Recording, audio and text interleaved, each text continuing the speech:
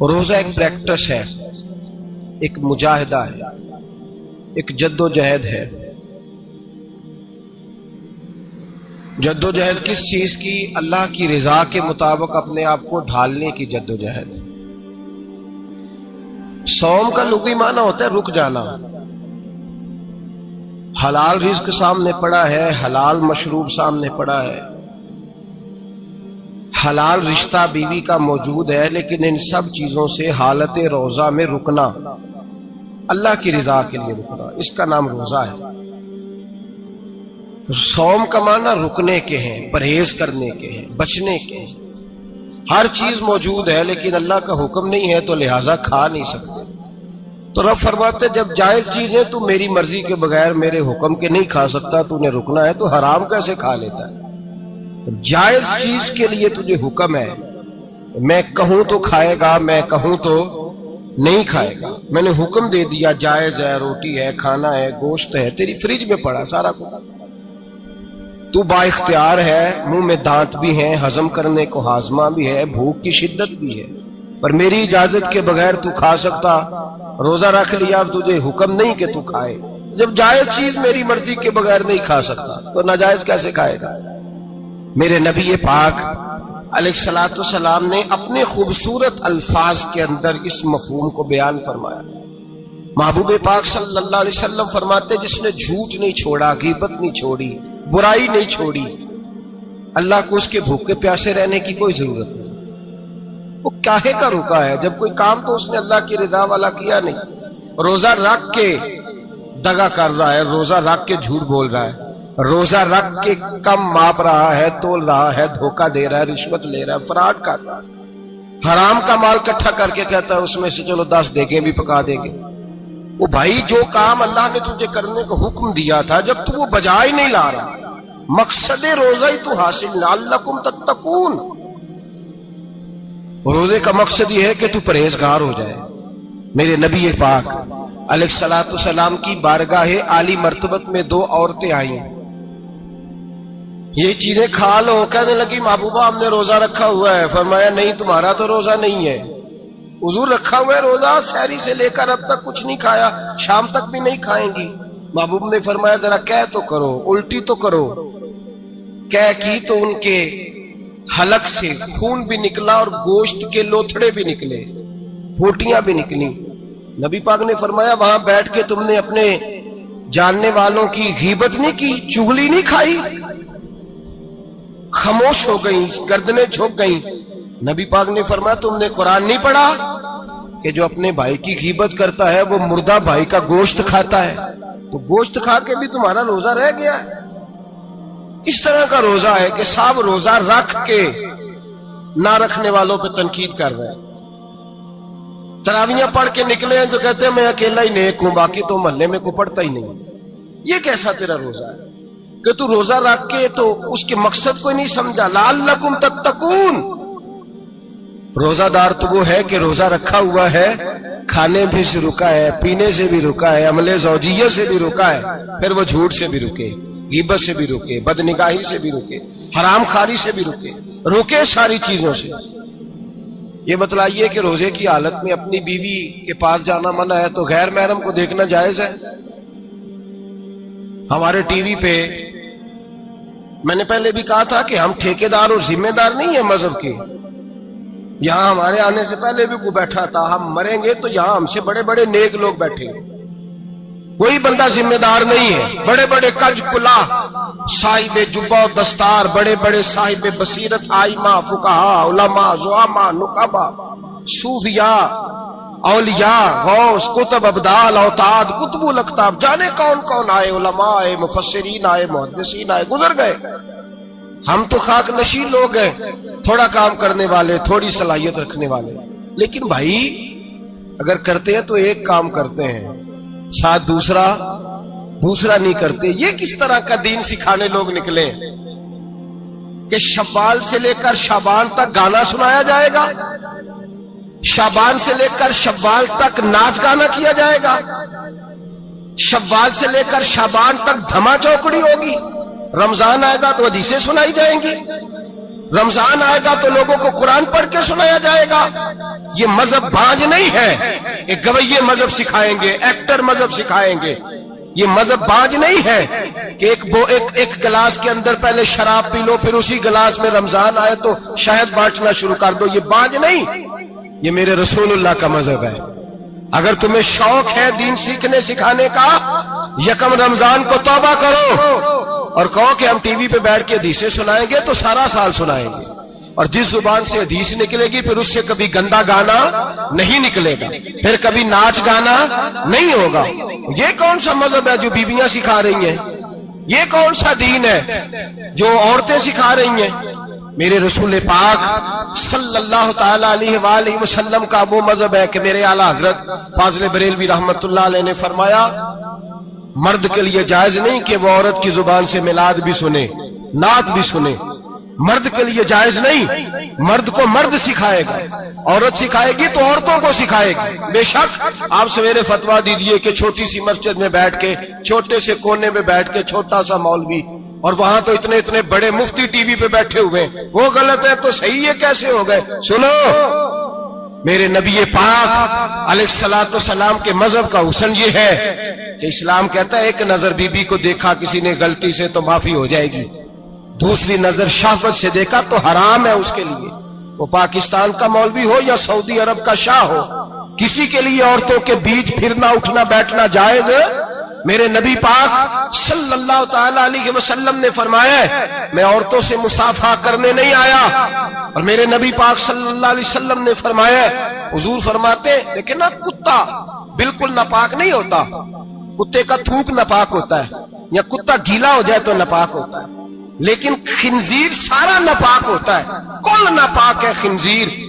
نبی پاک نے فرمایا خنزیر بھی ہو اور گند میں لتھڑا ہوا بھی ہو, پیشاب میں لتھڑا ہوا ہو, گوبر میں لتھڑا ہوا ہو, پخانے اور فضلے میں لتھڑا ہوا خنزیر ہو, اس کا جسم تیرے ساتھ ٹکرا جائے تو اتنا برا نہیں جتنا غیر محرم عورت کا وجود تیرے ساتھ ٹکرا جائے تو برا ہے. اس حد تک میرے نبی پاک صلی اللہ اور گنبد کے معاملے میں فتویٰ دینے والے, یا رسول اللہ کہنے پر کفر کا فتویٰ دینے والے اور بڑی بڑی باتیں کرنے والے خاموش کیوں ہو گئے؟ یا ایھا الذین آمنوا لا تتخذوا اليہود والنصارى اولیاء. رب فرماتا ہے یہودیوں اور عیسائیوں کو دوست نہ بناؤ, یہ تمہارے دوست ہو سکتے, یہ تمہارے سجن ہو سکتے. جب عرش کا مالک کہہ رہا ہے سجن نہیں ہو سکتے تو دوستی کی بات کیسے بڑھا رہا ہے؟ یا رسول اللہ ہمارے سجن کون ہو سکتے ہیں؟ فرمایا تمہارا دوست وہ ہو سکتا ہے جو محمد عربی کا غلامی کرنے والا ہو, جو رسول اللہ کی نوکری کرنا ہو دوست ہوگا. دوسرا دوست ہو سکتا, کوئی ایکٹر مذہب نہیں سکھائے گا, کوئی گویہ مذہب نہیں سکھائے گا. حضرت جناب سیدنا جنید بغدادی, بغداد کے پیر سے کسی نے پوچھا تھا آج سے 1100-1200 سال پہلے, وہ تو زمانہ ویسے نیکی اور پرہیزگاری کا تھا, کہا بابا جی مرد اور عورت نیک ہو, بغیر پردے کے, بغیر حجاب کے, بغیر دیوار کے بیٹھ کر ایک دوسرے کو دین سکھا سکتے ہیں؟ حضرت صاحب بتائیے, مرد اور عورت نیک ہو تو بغیر پردے اور حجاب کے ایک دوسرے کو دین سکھا سکتے ہیں؟ حضرت جنید بغدادی فرمانے لگے سکھانے والا حسن بصری ہو اور سیکھنے والی رابعہ بصری ہو تو پھر بھی بغیر پردے کے بیٹھنے کی اجازت نہیں. تو مفتی صاحب کو اجازت کس نے دی؟ مولانا صاحب کو اجازت کس نے دی؟ بڑا وہ نہیں ہوتا جو ٹی وی پہ زیادہ آتا ہے, بڑا وہ ہوتا ہے جو رسول اللہ کے دین پہ عمل زیادہ کرتا ہے. حضرت عبداللہ ابن مسعود رضی اللہ تعالیٰ عنہ فرماتے زیادہ باتیں کرنے والا عالم نہیں ہوتا. حضور پھر عالم کون ہوتا ہے؟ فرمایا پڑھو قرآن, انما یخشی اللہ من عبادہ العلماء. فرمایا بڑا عالم وہ ہوتا ہے جو اللہ سے زیادہ ڈرتا ہے. اس لیے کہ رب فرماتا ہے میرے بندوں میں سے جو عالم وہ ہیں جو اللہ سے زیادہ ڈرتے ہیں, خوف رکھتے ہیں. تو میرے بھائی رمضان المبارک میں بچنا ہے, پرہیز کا وقت ہے, تو کوئی شخص بھی کوئی شو نہ دیکھے. میری منت ہے آپ حضرات, کوئی شو نہ دیکھے. عورت کا تو پردہ ہے تو ہمیں تو تماشے پہ لگا دیا گیا. عجیب قسم کے ایکٹر آ گئے اور مذہب سکھا رہے ہیں. میری اپیل ہے آپ سے کہ سحری افطاری کے وقت ٹیلی ویژن بند رکھیں. کیا چیز کھول کے رکھیں؟ یا قرآن کھول کے رکھیں یا رسول اللہ کا فرمان کھول کے رکھیں. اللہ رسول کی طرف توجہ رکھیں, وہ سیکھنے سکھانے کا وقت ہے. چھوڑے, گویوں سے دین سیکھا جائے گا. آپ ہمیں کوئی شکوا نہیں, یہ پکی توبہ کریں, سویرے آئیں آ کے دین سکھائیں. اور میں ان سے بھی اپیل کروں گا کہ آؤ دین سکھاؤ. حضرت فضیل بن عیاض فرماتے ہیں میں ڈاکو تھا, کبھی کبھی چھپ چھپا کے جمعہ پڑھا کرتا تھا, پھر میں نے توبہ کی تو سچی توبہ کی, پھر میں نے توبہ کی تو رب کو راضی کرنے والی توبہ کی, پھر میں نے توبہ کی تو چھوڑی ہر شے, غریبوں کا لوٹا ہوا مال واپس کیا, جس کے پیسے نہ دے سکا اس کے گھر میں جا کے اس کی بھینسوں کو چارہ ڈالا, اس کے اونٹوں کی خدمت کی, میں نے قرضے چکائے. فرمایا میں سچی توبہ کر کے مسجد آیا, جس خطیب کے پیچھے میں جمعہ پڑھا کرتا تھا وہ میرے ہاتھ پہ بیعت کر کے مرید ہو گیا. اللہ تبارک و تعالیٰ نے اپنے بندوں کے دل میری طرف پھیر دیے, پھر تمہیں اس میں انعام دینے کی ضرورت نہیں پڑے گی. پھر تم کٹیا نشین بن کے بھی دین پھیلاؤ گے تو اللہ اس میں تاثیر پیدا فرما دے گا. تو روزے کا معنی رکنا ہے. روزے کا معنی بولیے, روزے کا معنی رکنا. کس سے؟ جھوٹ سے, غیبت سے, بدی سے, بدنگاہی, کھانے پینے. روزہ کس پہ فرض ہے؟ امیروں پہ کہ غریبوں پہ؟ جی کہنے میں تو کام ہی, میرا تو کام ہی محنت مزدوری والا, میں کیسے روزہ رکھوں؟ میں تو دیہڑی لگاتا ہوں تو روزہ کیسے رکھوں؟ میں نے نہیں کسی حدیث میں پڑھا کہ روزہ وہ رکھے جو دفتر میں بیٹھتا ہے. صحابہ کے زمانے میں تو دفتر ہوتے ہی نہیں تھے, کسی جگہ نہیں لکھا ہوا روزہ وہ رکھے گا جو اے سی میں بیٹھتا ہے, تب تو اے سی تھے ہی نہیں. حضرت ابوبکر صدیق رضی اللہ تعالیٰ عنہ سے لے کر جناب بلال تک سارے اپنے ہاتھ سے کام کرتے, سارے اپنے ہاتھ سے کام کرتے, سارے. حضرت عمر فاروق رضی اللہ تعالیٰ عنہ خلیفہ وقت ہونے کے باوجود مال غنیمت کے اونٹ چرنے جاتے تھے تو چراگاہ میں چھوڑنے میں جاتے تھے, لینے بھی آتے تھے واپس. سارے لوگ اپنے ہاتھوں سے مشقت والے کام کرتے. حضرت بلال مزدوری کرتے, سلمان فارسی مزدوری کرتے, مقداد مزدوری کرتے, صحابہ مزدوریاں کرتے, روزے رکھتے. اور رمضان کے جانے کا وقت ہوتا تو در رسول پہ کھڑے ہو کے عرض کرتے محبوبہ دل نہیں بھرا, دل کرتا ہے کبھی رب سارا سال ہی روزے عطا کرے, سارا سال رمضان دے تو ہم سارا سال روزے رکھنے کو تیار ہیں. جذبہ تھا, طاقت تھی, ہمت تھی. آج نوجوان لڑکا ہے کہتا ہے مجھ سے بھوک برداشت نہیں ہوتی. میرے بھائی رب بیماری لا دینا, اللہ سے دعا مانگے اللہ شفائیں عطا فرمائے, اور دعا کرے اللہ آزمائش سے محفوظ فرمائے. آپ یقین کریں میں نے لوگوں کو دیکھا ہے حلق سے قطرہ نہیں اترتا, خوراک کی نالی لگی ہوئی ہے, اعلیٰ غذائیں پکی ہوئی پڑی ہیں. عرش کا مالک کہتا ہے میں تیرے حلق سے گزرنے نہیں دوں گا, قانون بن گیا. میں نے دیکھا ہے ڈرپ پہ لوگ زندہ ہے, بوتل لگی ہوئی ہے گلوکوز کی, گزارا چل رہا, اعلیٰ غذائیں پڑی ہیں, لاکھوں روپیہ تجوری میں پڑا ہے. مالک کہتا ہے تو نہیں کھا سکتا, تو وہ کھانے نہیں دیتا, نہیں کھانے دیتا. ایک شخص یورپ کے علاقے کا, میں کسی کالم نویس کا پڑھ رہا تھا, وہ کہتا ہے میری خربوں میں جائیداد ہے لیکن میرے معدے میں ایسی تکلیف ہے کہ میں آٹے کو چھان کر جو اوپر سے بورا نکلتا ہے صرف وہ کھا سکتا ہوں, اس کے علاوہ میں کائنات کی کوئی نعمت کھا نہیں سکتا. اور میرے بھائی وہ جب چاہے تو بڑے بڑے کھانے کھانے سے تجھے روک دے, تیرے دانت چبانے کے قابل نہ رہے, زبان نگلنے کے قابل نہ رہے, معدہ تیرا ہضم کرنے کے قابل نہ رہے, وہ جب چاہے تو جو مرضی کر لے. وہ کہتا چل تو میری مرضی پہ چلنا, ایک مہینہ میرے کہنے پہ نہ کھا, ایک مہینہ میرے کہنے پہ نہ کھا, تو یا اللہ تو کیا کرے گا؟ فرمایا صوم تصفو, میرے نبی پاک نے فرمایا تم روزے رکھو اللہ تمہیں صحت عطا فرما دے گا, اللہ تندرستیاں دے دے گا, شفائیں دے دے گا. تم روزے رکھو اللہ تمہیں, سبحان اللہ, اللہ تمہیں, اللہ طاقت دیتا ہے, ہمت دیتا ہے, اللہ ہمت دیتا ہے. میں نے دیکھا ہے, میں نے بزرگوں کو دیکھا ہے, ضعیف لوگوں کو دیکھا ہے, کمزور لوگوں کو دیکھا ہے, میں نے دیکھا ہے روزے رکھتے ہوئے, مزدوروں کو دیکھا ہے روزے رکھتے ہوئے. میں اپنے ابا جی کو کہتا ابا جی اتنی سخت گرمی اور مزدوری آپ کرتے اور مزدوری کے عالم میں روزہ رکھتے, تو کہتے پتر روزہ کی آندا ہے, روزہ کدوں کو جاندا ہے, روزہ اپنی جگہ تے بے مزدوری اپنی جگہ ہوتے. اور کئی دفعہ مینوں فرمان لگے, مینوں یار سمجھ کوئی نہیں لگدی, پتہ نہیں روزیاں چ اللہ طاقت کتھوں دے چھڑدا ہے, نہیں زیادہ کام بھی زیادہ کریدا ہے تے روزہ بھی بھائی صوم تصفو.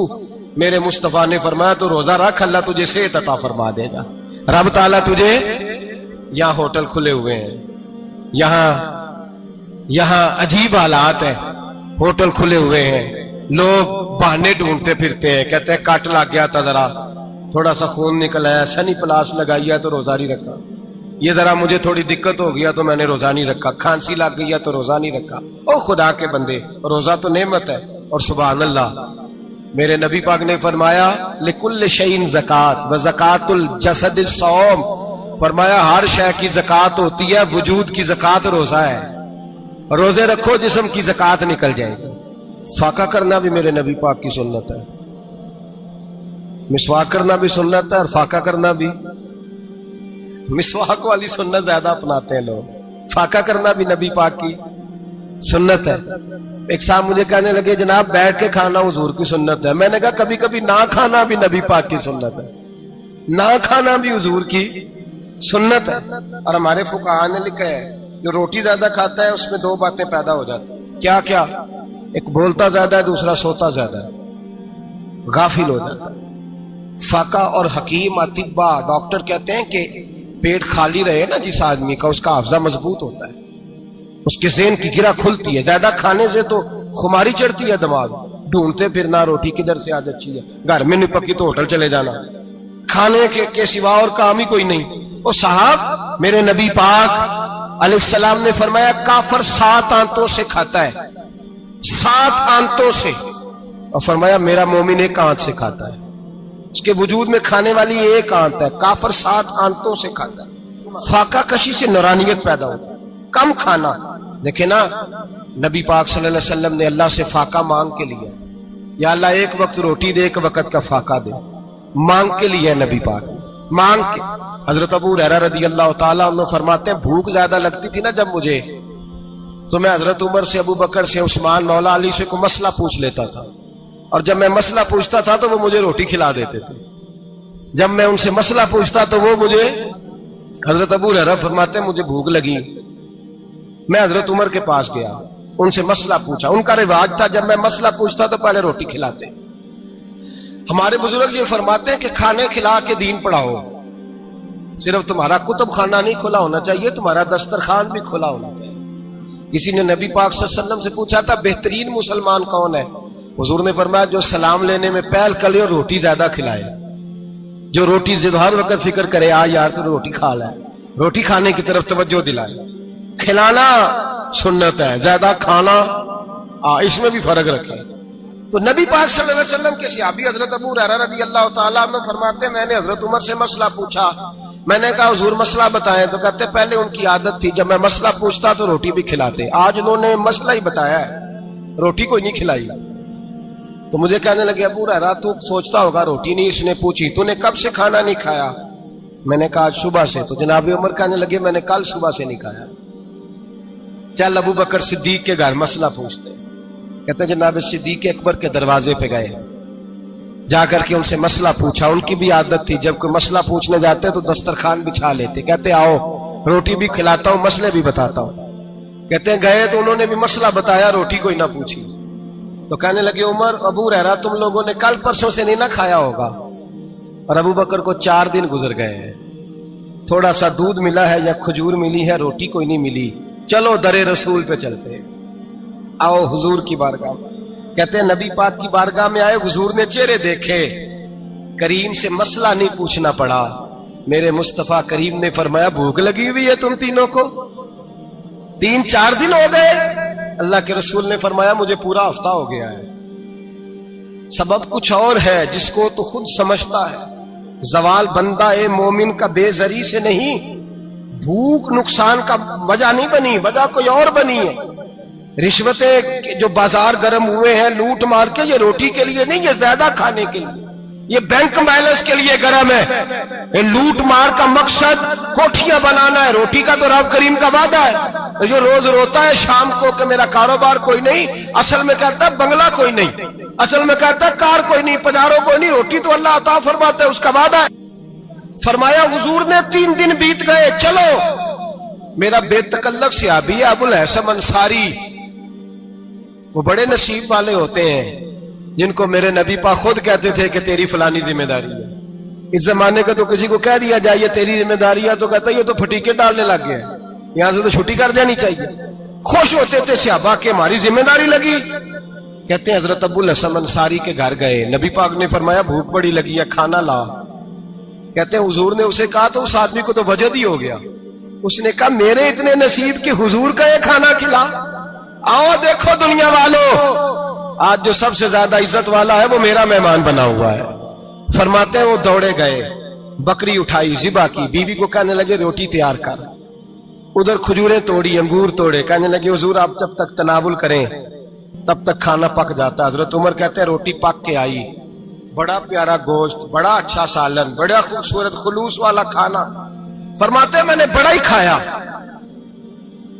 نبی پاک نے نہ ایک روٹی لی اور چھوٹی چپاتی، تھوڑا تھوڑا سالن کونوں سے، اور جب نبی پاک نے کھا لیا تو حضور کی آنکھوں میں آنسو آئے. حضرت عمر کہنے لگے حضور روئے کیوں؟ نبی پاک نے فرمایا سوچتا ہوں 7 دن کے فاقے کے بعد کھایا ہے، پر ڈرتا ہوں رب اس کا حساب پوچھے گا تو جواب کیسے دینا ہے، اس کا حساب بھی تو دینا ہے نا جو کھایا ہے. تو حضرت عمر فاروق کے ہاتھ میں کچھ چیز تھی، زور سے زمین پہ ماری، کہا محبوبہ 7 دن کے بعد بھی روٹی کھائے تو حساب دینا ہے. نبی پاک فرمانے لگے عمر وہ مالک ہے نا، تو جب دیتا ہے تو حساب نہیں لے سکتا، حساب تو دینا ہے، حساب تو دینا ہے، تیاری رکھو. صحابہ کرام فرماتے ہم نے ارادہ کیا کہ آج کے بعد ہم پھر فاقے کریں گے، کم کھائیں گے، اس لیے کہ حساب دینا ہے.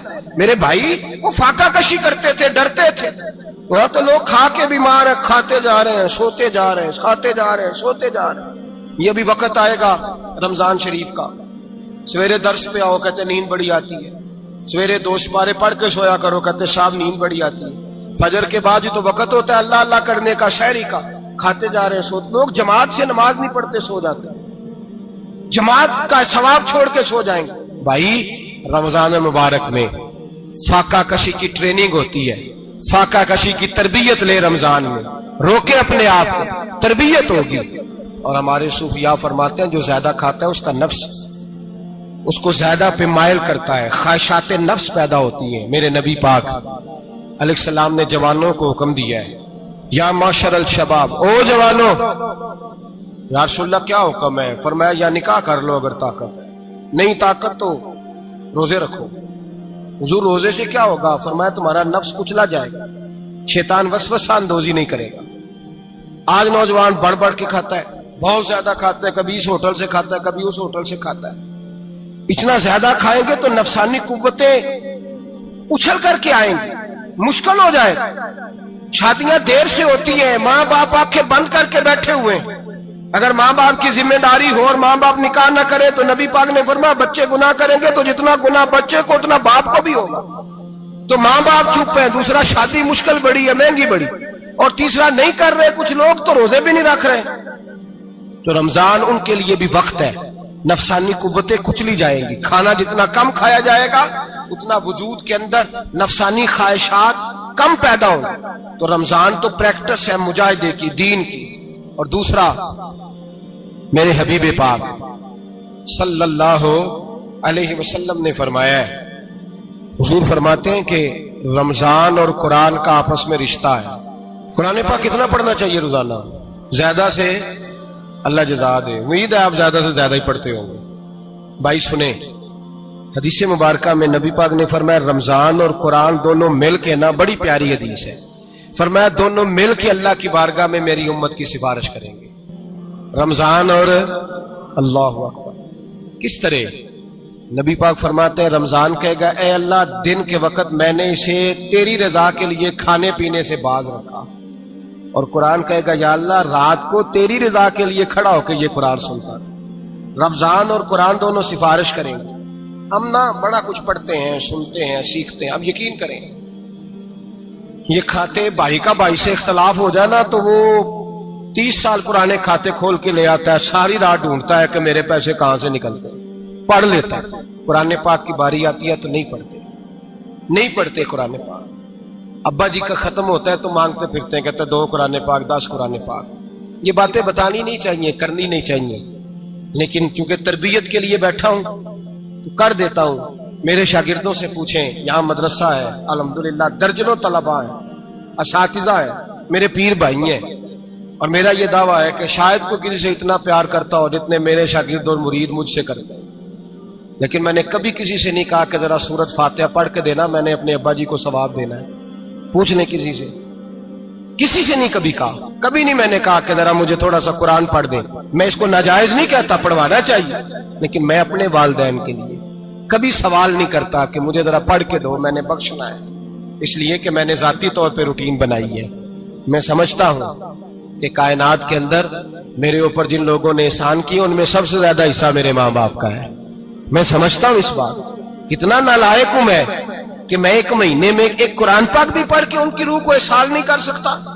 میرا یہ طریقہ ہے ذاتی، میں قدغن نہیں لگاتا، میرا ذاتی طریقہ یہ، الحمد سے شروع کرو اور 2 سورتیں چھوڑ کے قرآن پاک ختم کر دو آخری، اور پھر فلق اور ناس صورتیں ساتھ لے جاؤ. یہاں بیٹھ کے سال ثواب نہیں کرنا، ختم نہیں دلانا، ساتھ لے جاؤ، قبر پہ کھڑے ہو جاؤ اور فلق اور ناس صورتیں قبر پہ بیٹھ کے تلاوت کرو. اور جو قرآن مجید پڑھا ہے ان کی روح کو وہاں احسال کرو. او بھائی، اولاد جب ماں باپ کے لیے پڑھتی ہے تو اسے کہنا نہیں پڑتا اللہ بخش دے، اس لیے کہ اولاد کی نیکیاں خود بخود ماں باپ کے کھاتے میں جمع ہوتی ہیں، خود نیکیاں جمع ہوتی ہیں.